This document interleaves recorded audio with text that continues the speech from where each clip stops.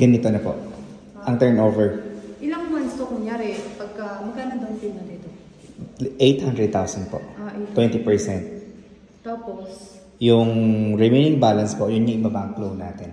Iba ba? Yes po. Ilan ang kwarto nito sa taas? 2 po. Toilet and bath. Tapos ito yung kitchen area. Malaking kwarto. Sa taas.